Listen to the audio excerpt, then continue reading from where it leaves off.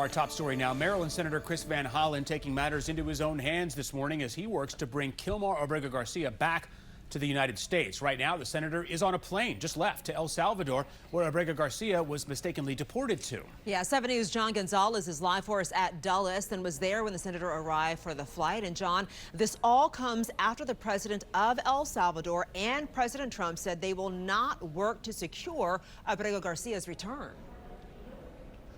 That's right, and the senator saying that is their choice and they have the power to make that return home. Well, the Avianca Airlines flight is wheels up now. Senator Chris Van Hollen from Maryland is headed to El Salvador. It is a 5-hour flight. Take a look at some of the video we captured as he arrived here at Dulles International Airport just after 4 o'clock this morning, and he did stop to speak to us for a few minutes, saying that he has promised the Abrego Garcia family that he will not stop until the 29-year-old Maryland man is back in Prince George's County. Now, in Greenbelt yesterday, there was a court hearing, a federal court hearing. The U.S. District Court judge there doubled down, accusing the Trump administration of continually refusing to retrieve Abrego Garcia and defying a clear order from the Supreme Court. As for the president and President Bukele's claims at the White House on Monday that they are unable to bring this man back home, the judge described it as, quote,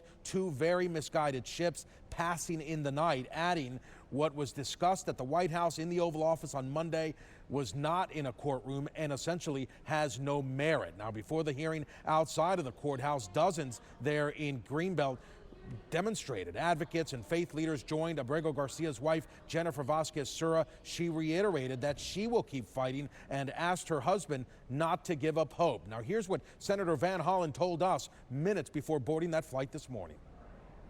I told Mr. Abrego Garcia's family I would do everything I could to bring him home, and I'm going to keep working it until he is brought home, because he was illegally snatched off the streets and deported to this prison in El Salvador.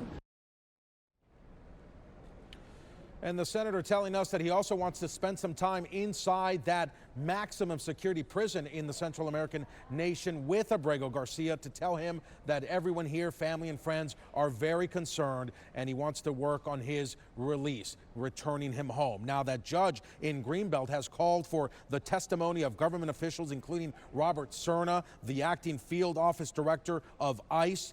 The process should take about 2 weeks.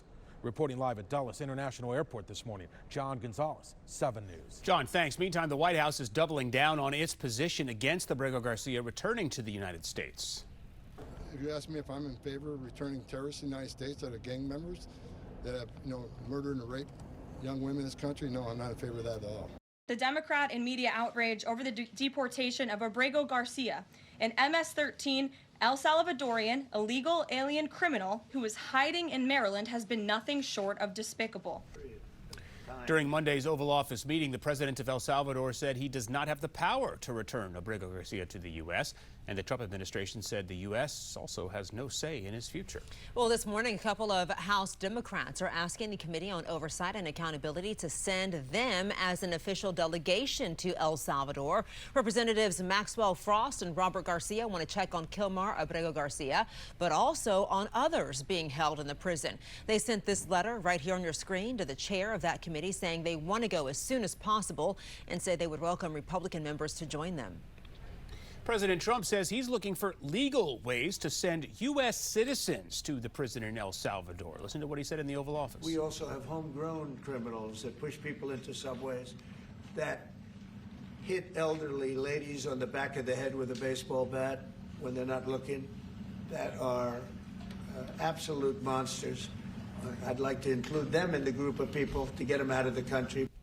All right, that brings us to our question of the day. Should the White House be able to send Americans to foreign prisons? Sound off right now by scanning the QR code on your screen, or you can also go to WJLA.com/poll. Yeah, but for now, our Tom Rousey joins us to break down what we know as a whole about what's happening with this case involving Abrego Garcia. There's a lot of things that are going on.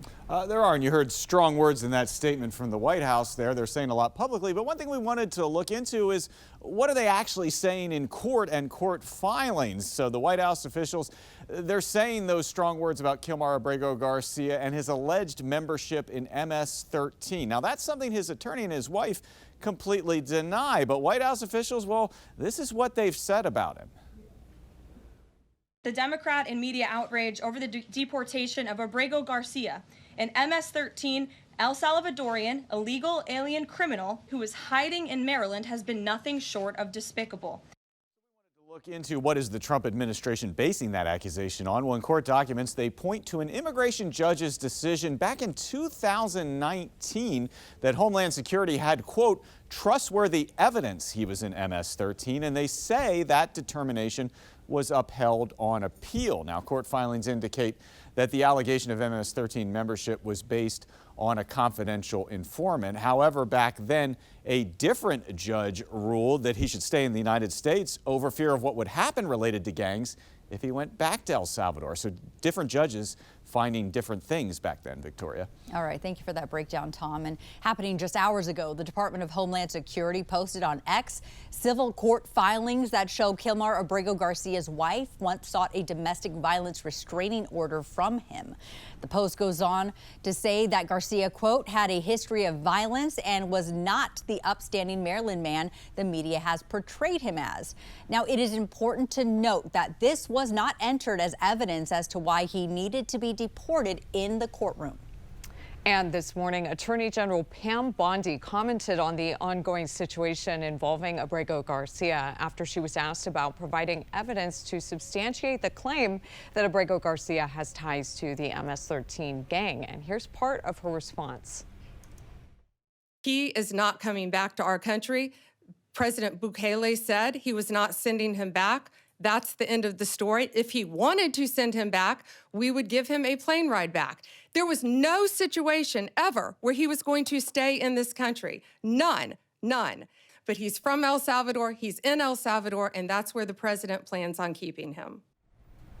We've been very up to date in following each of the steps in this case. You can scan the QR code on your screen to see all of our reporting from start to finish, and we will continue to update that list on our YouTube channel.